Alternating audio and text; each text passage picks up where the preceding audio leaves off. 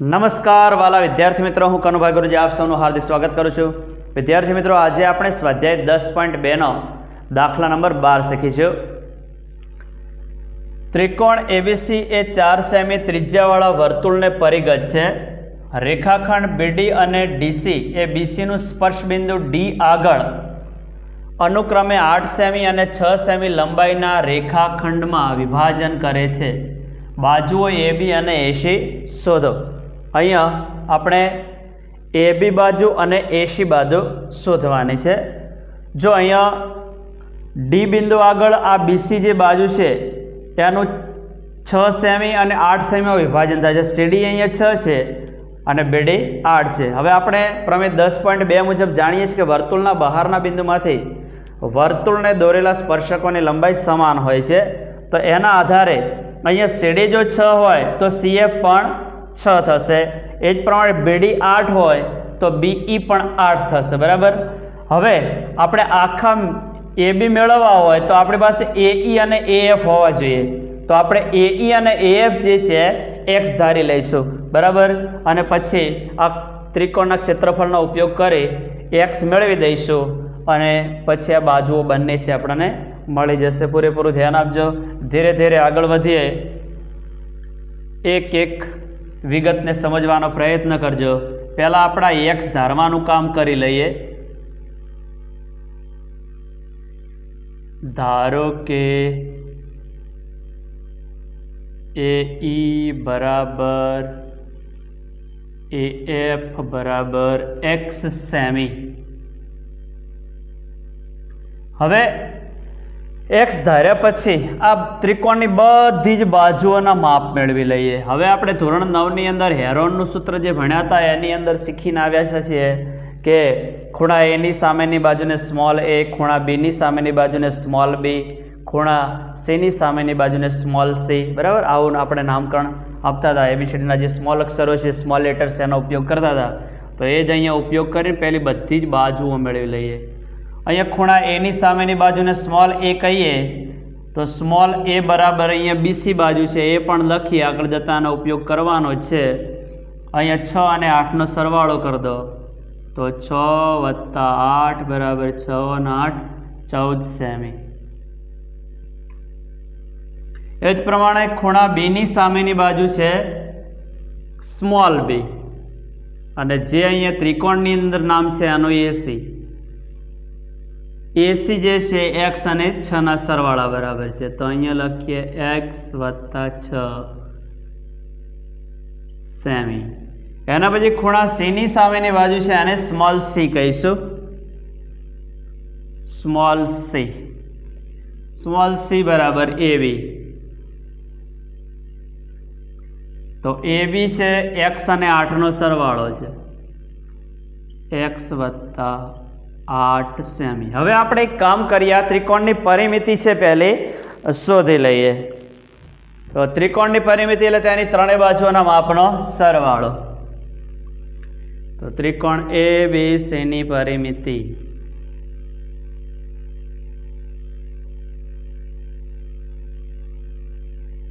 બરાબર તેની ત્રણેય બાજુઓના માપનો સરવાળો એટલે કે એબી + બીસી + એસી। અહીંયા આપણે આમ પણ લખી શકીએ એ + બી + સી અને આ રીતે પણ લખી દઈએ। એ બરાબર બીસી લીધા હતા, બી બરાબર એસી લીધા હતા, સી બરાબર એબી બરાબર। એ બરાબર આપણી પાસે 14 છે વત્તા એસી બરાબર એક્સ + 6 છે, એ બી બરાબર એક્સ + 8 છે। એક એક્સ ને એક એક્સ આપણને 2x મળશે। 14 ને 26 ને 8 28 બરાબર। તો આપણને ત્રિકોણ એબીસીની પરિમિતિ છે 2x + 28 સેમી મળશે, બરાબર। હવે હેરોનના સૂત્રનો ઉપયોગ કરવા માટે આપણે અર્ધ પરિમિતિ એસ શોધવી પડે।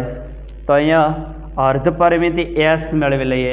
એસ બરાબર એ + બી + સી / 2, પણ એ સૂત્ર લખવાની જરૂર નથી, સીધા જ અહીંયા લખી દઈએ। 2x વત્તા 28/2 બરાબર.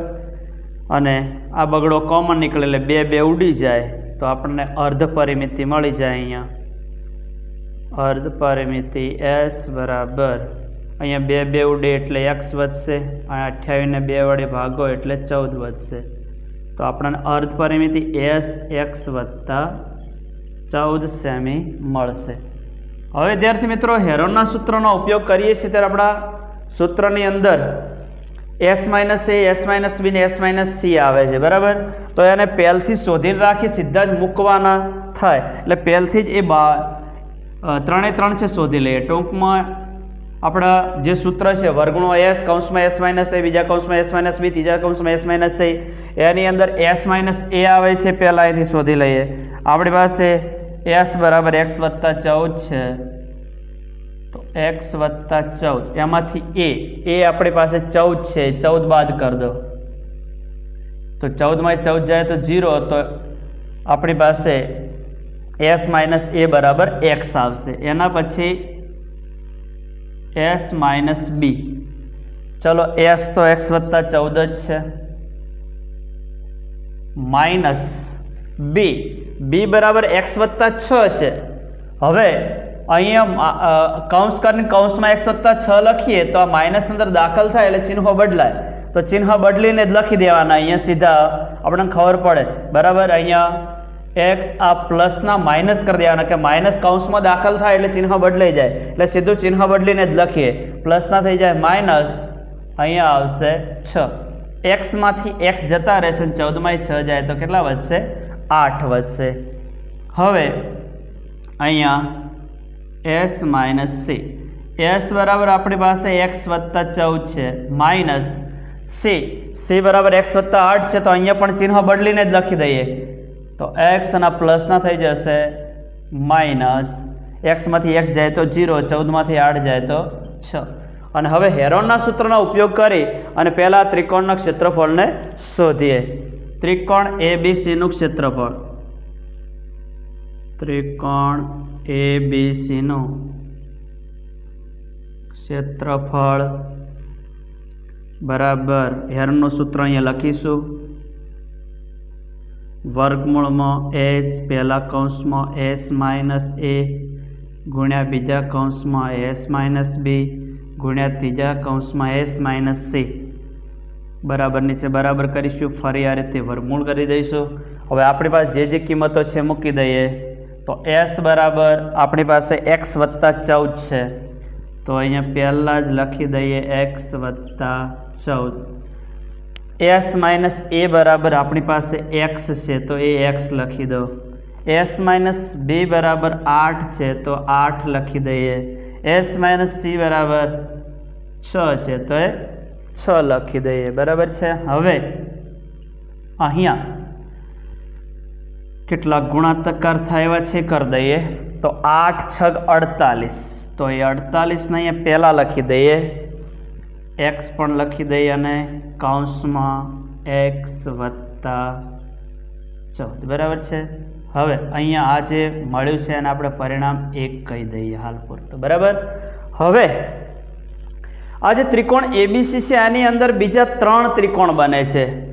હવે જો ત્રિકોણ AOB, ત્રિકોણ BOC અને ત્રિકોણ AOC બરાબર, એ ત્રણેયની અંદર બાજુ અને વેધ દરેકમાં જો ત્રિકોણ AOB લઈએ તો આપણે બીજું એક સૂત્ર જાણીએ, ત્રિકોણનું ક્ષેત્રફળ બરાબર 1/2 પાયો ગુણ્યા વેધ. એ પ્રમાણે 1/2 ગુણ્યા પાયો AB ગુણ્યા વેધ OE. ત્રિકોણ BOC માટે 1/2 ગુણ્યા પાયો BC ગુણ્યા વેધ OD. એ જ પ્રમાણે ત્રિકોણ AOC નો ક્ષેત્રફળ બરાબર 1/2 ગુણ્યા પાયો AC ગુણ્યા વેધ OF. તો એ ત્રણેય ત્રિકોણ જે અંદરના છે એના ક્ષેત્રફળનો સરવાળો કરીએ તો આપણે ત્રિકોણ ABCનું ક્ષેત્રફળ મેળવી શકાય.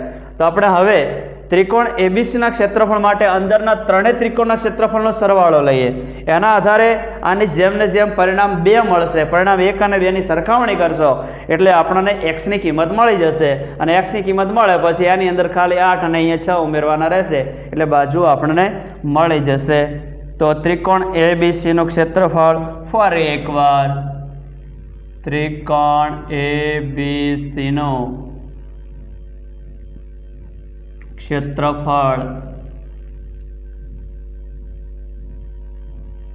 બરાબર અંદરના જે ત્રિકોણો છે ત્રણેય ત્રણનો સરવાળો.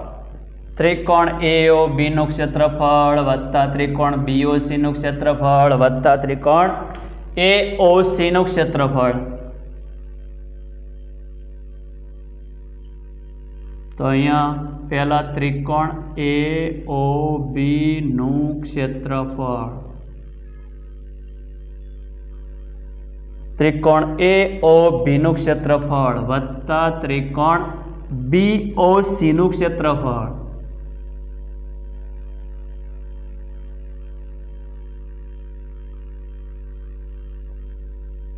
વત્તા ત્રિકોણ AOC નું ક્ષેત્રફળ.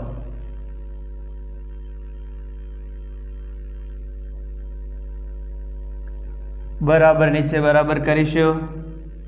અને હવે ચલો 1/2 પાયો ગુણ્યા વેધ એ સૂત્રનો આપણે ઉપયોગ કરવો છે. તો પહેલા જ 1/2 ગુણ્યા અહીંયા ત્રિકોણ AOB છે એના માટે પાયો AB ગુણ્યા વેધ OE વત્તા 1/2 ગુણ્યા ત્રિકોણ BOC માટે પાયો BC ગુણ્યા વેધ OD વત્તા 1/2 ગુણ્યા AOC નું ક્ષેત્રફળ બરાબર પાયો AC ગુણ્યા વેધ OF. હવે આપણી પાસે જે કિંમતો છે મૂકી દઈએ. તો અહીંયા 1/2 ગુણ્યા AB છે એની કિંમત હાલ નથી મૂકવી. OE ની કિંમત આપણે 4 છે, ત્રિજ્યા 4 આપેલી છે વત્તા 1/2 ગુણ્યા BC ની કિંમત નથી મૂકવી. OD 4 જ આવશે, એ પણ ત્રિજ્યા છે, અંતઃવૃત્તની ત્રિજ્યાઓ 4 4 જ છે. 1/2 ગુણ્યા AC OF ફરી 4 જ આવશે બરાબર. હવે 2 2 4 અહીંયા પણ 2 2 4 અહીંયા પણ 2 2 4. હવે એક કામ કરીએ, બધામાંથી બગડા કોમન કાઢી દઈએ. તો 2 કોમન કાઢીએ તો અહીંયા આપણી પાસે AB વધશે વત્તા અહીંયા BC વધશે અને અહીંયા વધશે AC બરાબર. હવે ત્રિકોણની ત્રણેય બાજુના માપનો સરવાળો એટલે ત્રિકોણની પરિમિતિને આપણી પાસે ત્રિકોણની પરિમિતિ શોધેલી પડી છે 2x વત્તા 28. તો અહીંયા 2x વત્તા 28. હવે ભેગું એક કામ કરી દઈએ, 2 અહીંથી કોમન નીકળે છે ને 2 અહીંથી કોમન નીકળે છે, તે કોમન કાઢી જ દઈએ. તો 2 કોમન નીકળને આગલો બગડો છે તો એ બગડો અંદરથી બહાર આવે, 2 સાથે ગુણાય એટલે 4 થઈ જશે. 2 2 4 x વત્તા 14. આને કહીએ પરિણામ 2. ઓકે. હવે પરિણામ 1 અને 2 બંને ત્રિકોણ ABCના ક્ષેત્રફળ જ છે. તો બંને પરિણામ સરખા હોય તો પરિણામ 1 અને 2 ને આપણે સરખાવી દઈશું. અહીંયા 1 અને 2 પરથી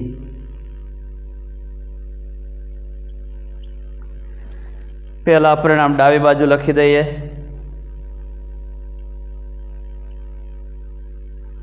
48x વત્તા 14 બરાબર અહીંથી આપણને મળ્યા છે 4x વત્તા 14. ઓકે. હવે અહીંયા પર આપણે વર્ગમૂળ દૂર કરવું છે એટલે બંને બાજુ વર્ગ કરી દઈએ. જો કે આટલે તમારે સાદુરૂપ જેમ યોગ્ય લાગે એમ આપી શકાય, પણ અહીંયા બંને બાજુ વર્ગ કરીને આનું સાદુરૂપ આપો બરાબર છે. તો સૌપ્રથમ અહીંયા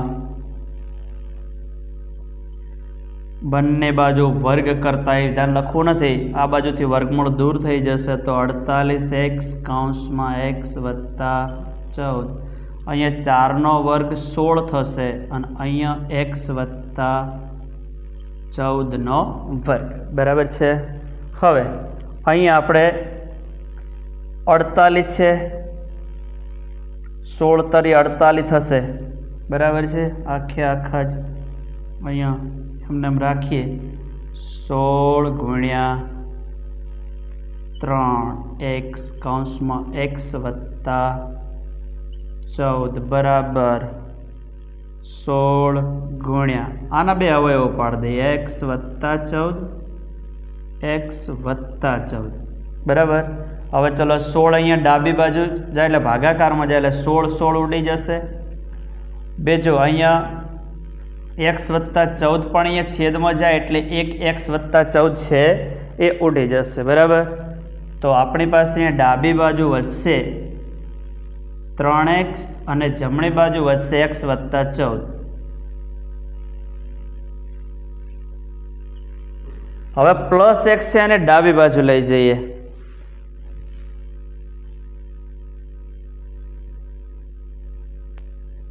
therefore 3x minus x બરાબર 14।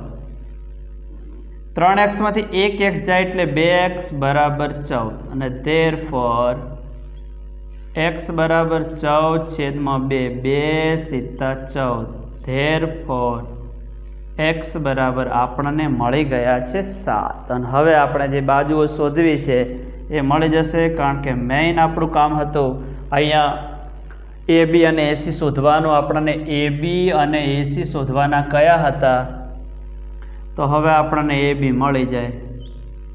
AB બરાબર x વત્તા 8 x આપણને 7 મળ્યા છે 7 ને 8 15 સેમી। એ જ પ્રમાણે AC આપણે શોધવા છે તો AC બરાબર x વત્તા 6 x ની જગ્યાએ 7 વત્તા 6 7 ને 6 13 સેમી બરાબર છે। તો વિદ્યાર્થી મિત્રો આ દાખલો છે આ રીતે ગણી શકાય। સ્ટાન્ડર્ડ માટે સારામાં સારો આ દાખલો છે અને પૂછાયેલો પણ છે તો ખાસ આને વ્યવસ્થિત તૈયાર કરી દેજો। ખબર ના પડે તો વિડીયોને ફરી જોજો અને શીખવાનો પ્રયત્ન કરજો તો આવડી જ જશે। વિદ્યાર્થી મિત્રો આ પ્રકારનું પ્લેલિસ્ટ બનાવેલું છે જેની અંદર આ પ્રકારની થિયરી સ્વાધ્યાય 10.1 આખું સંપૂર્ણ મૂકેલું છે। સ્વાધ્યાય 10.2ના પહેલો બીજો અને ત્રીજો 3 હેતુલક્ષી દાખલા નંબર 6 7 8 અને 11 આ બધા જ પ્લેલિસ્ટમાં મુકાઈ ગયા છે તો એને જોઈને શીખવાનો પ્રયત્ન કરજો। અને વિદ્યાર્થી મિત્રો હજુ તમે મારી ચેનલને સબસ્ક્રાઇબ ના કરી હોય તો સબસ્ક્રાઇબ કરી દેજો। Thank you very much. ખૂબ ખૂબ ધન્યવાદ। જય મા સરસ્વતી।